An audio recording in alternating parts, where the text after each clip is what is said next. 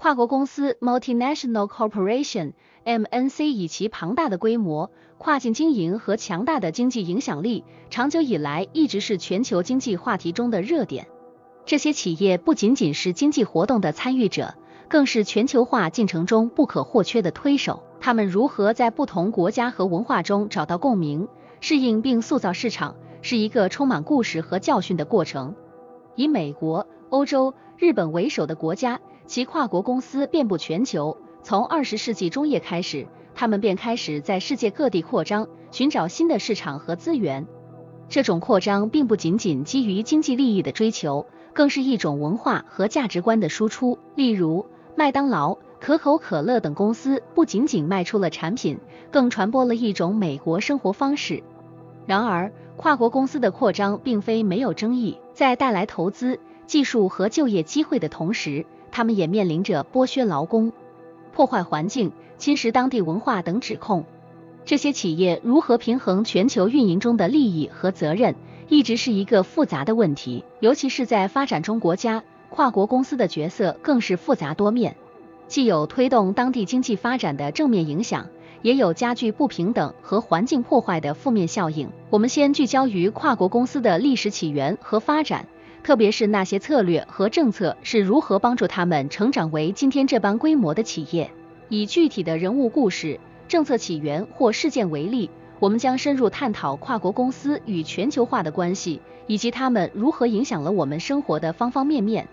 例如，许多国家采用开放市场政策，鼓励外国直接投资，以期促进经济发展。然而，这些政策背后的动机和结果却是复杂多样的。在某些情况下，跨国公司的介入确实带来了技术转移和就业机会，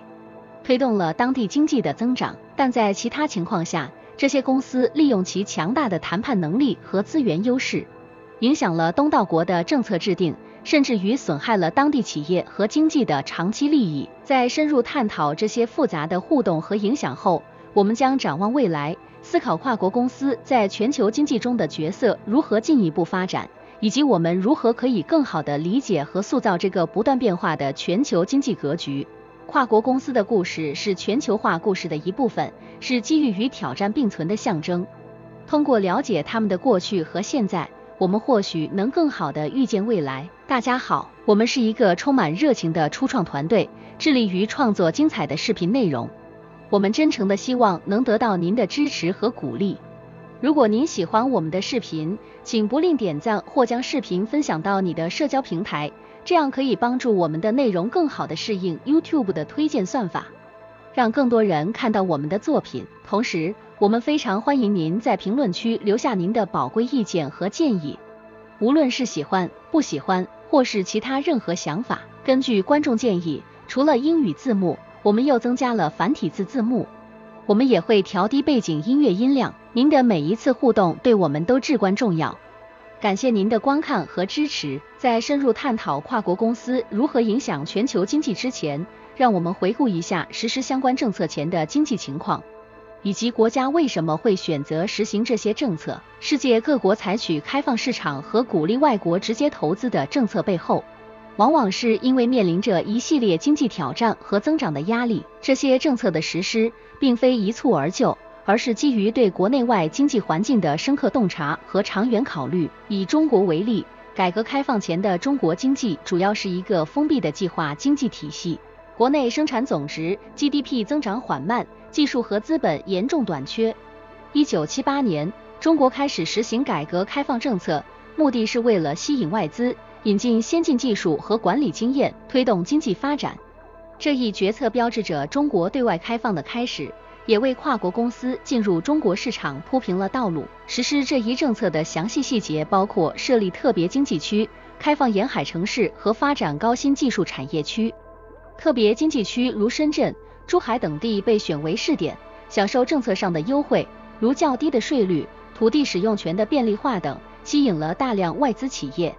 包括许多世界知名的跨国公司。这些公司不仅带来了资金，还引进了先进的技术和管理经验，对中国的工业化和现代化起到了重要的推动作用。例如，深圳从一个小渔村转变为现代化大都市，其背后就是众多跨国公司的投资和技术支持。这些跨国企业的加入，不仅促进了当地的经济发展，也为中国的就业和技术进步做出了贡献。随着时间的推移，中国不仅成为了世界工厂，更是在电子、通讯等高科技领域崭露头角。除了中国，印度在90年代初也采取了类似的开放市场政策。面对严重的财政危机和外汇储备枯竭，印度政府在1991年推出了一系列经济改革措施，包括降低关税、放宽外资限制和私有化国有企业。这些改革吸引了大量外国直接投资，尤其是信息技术、IT 和业务流程外包 BO 行业的跨国公司。如今的班加罗尔就是一个典型例子，它因大量的 IT 公司和科技创新而被誉为印度硅谷。这些政策的实施和跨国公司的参与，显著提升了中国和印度的经济地位，同时也带来了社会和文化的变迁。虽然这些变化并非全都是正面的，比如对环境的影响、劳工权益的争议等问题，但无可否认的是，这些政策对经济发展起到了极其重要的推动作用。总之，国家实施吸引跨国公司政策的背景，通常是为了解决经济发展缓慢、技术和资本短缺等问题。通过这些政策，不仅为本国创造了大量就业机会，也促进了技术转移和经济全球化。虽然这一过程中也伴随着各种挑战和问题，随着政策的实施和跨国公司的大规模进入，中国和印度等国家经历了翻天覆地的变化。这些变化不仅体现在经济数据上，更深刻地影响了社会结构、文化面貌和国际地位。通过使用对比和分析，我们可以更深入地理解这些政策带来的深远影响。在经济层面上，跨国公司的进入极大促进了当地的经济发展。以中国为例，改革开放以来，中国的 GDP 增长速度一直位居世界前列，成为世界第2大经济体。跨国公司为中国带来了大量的外资，促进了出口导向型工业的发展，使中国成为世界工厂。与此同时，印度的信息技术行业得到了快速发展，产值和就业人数显著增加。印度因此成为全球信息技术服务的重要提供国，社会结构也因跨国公司的涌入而发生了变化。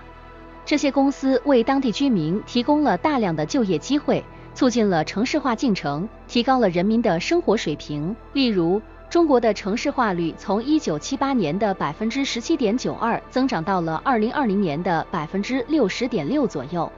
城镇居民的生活方式和消费习惯也发生了显著变化。同时，新的职业机会吸引了大量农村人口进入城市，促进了人口的流动和社会结构的变化。然而，跨国公司的活动也带来了一系列问题和挑战。环境污染是一个突出问题，特别是在快速工业化的过程中，一些国家的环境保护措施跟不上工业发展的速度，导致了严重的水、空气污染和其他环境问题。劳工权益争议也频发。尽管跨国公司为当地提供了就业机会，但在一些情况下，劳动条件恶劣、工资低廉等问题也引起了广泛关注。文化面貌的改变是另一个值得注意的方面。跨国公司不仅传播了全球化的商业模式和消费文化，也在无形中推广了西方的价值观和生活方式。这在一定程度上丰富了当地文化，但同时也引发了文化同质化的担忧。传统文化和生活方式面临着前所未有的冲击和挑战。在国际地位方面，跨国公司的投资和技术转移极大提升了中国和印度在全球经济中的地位。中国不仅成为了世界的重要贸易伙伴，也逐渐在国际政治舞台上扮演更加重要的角色。同样，印度的信息技术实力让其在国际上获得了更多的话语权。综上所述，跨国公司的进入带给了东道国诸多正面的变化，包括经济增长、社会进步和国际地位的提升。然而，这些变化也伴随着环境问题、劳工权益争议和文化冲击等挑战。这要求东道国在吸引外资的同时，也需要制定合理的政策和措施，以保护环境、确保劳工权益，同时维护本国文化的多样性和独特性，以实现经济发展和社会进步的可持续性。亲爱的朋友们，非常感谢你们一直以来的支持和鼓励。我们在 YouTube 社区发起了一个投票，希望听听你们的声音。这是一个展现我们共同价值观的绝佳机会，请来表达你的看法，让我们一起探讨和分享。你可以在视频下方的评论区找到投票的置顶链接，期待你的参与。跨国公司的影响力远远超出了他们直接运营的国家和地区，其政策和行动对全球经济体系产生了深远的影响。通过具体案例分析，我们可以进一步理解这种影响及其对其他国家经济的潜在效应。在这个过程中，不仅可以看到跨国公司推动全球经济一体化的积极作用，也能洞察到其引发的问题和挑战，为我们提供了对未来全球经济发展趋势的重要启示。以苹果公司为例，作为全球最大的科技公司之一，苹果通过其庞大的供应链网络，在全球范围内影响着成千上万的供应商和合作伙伴。苹果公司不仅在美国创造了大量的就业机会，其在中国的制造基地也直接和间接地为当地经济贡献了大量的就业岗位。这种跨国运营模式有效地促进了技术和资本的全球流动，加速了全球经济的一体化进程。然而，苹果公司也面临着供应链管理中的众多挑战，包括劳动力权益保护、环境污染控制等问题。这些问题的存在提醒我们，在追求经济效益的同时，也需要关注社会责任和可持续发展的重要性。再如，中国的华为公司作为全球领先的通信设备和解决方案提供商，其业务遍及全球170多个国家和地区。华为的成功不仅促进了中国在全球通信技术领域的领导地位，也为世界各地的用户提供了高质量的通信服务和解决方案。同时，华为在推动全球 5G 技术发展和应用方面发挥了重要作用，促进了全球经济的数字化转型。然而，华为也面临着国际贸易摩擦和技术封锁的挑战，这反映了在全球化背景下，技术和政治因素如何交织在一起，影响着跨国公司的全球战略和运营。通过这些案例，我们可以看到跨国公司在促进全球经济一体化、技术进步和就业创造方面发挥了重要作用。然而，他们的活动也带来了一系列挑战，包括劳工权益保护、环境保护以及国际贸易和政治关系的复杂性。这要求跨国公司在追求利润的同时，也需要承担起社会责任，与各利益方合作，共同应对这些挑战。跨国公司作为全球经济一体化的重要推手，其影响是深远而复杂的。他们的政策和行动不仅改变了经营所在国家的经济面貌，也对全球经济格局产生了重要影响。正如我们通过案例分析所见，跨国公司的活动在促进全球经济发展的同时，也带来了不少问题和挑战。因此，面对未来，我们需要更加深入地理解跨国公司的角色和作用，既要充分利用其对经济发展的积极贡献，也要关注并积极应对其带来的挑战。只有这样，我们才能在全球化的大潮中寻找到可持续发展的路径，实现经济繁荣与社会公正的双赢。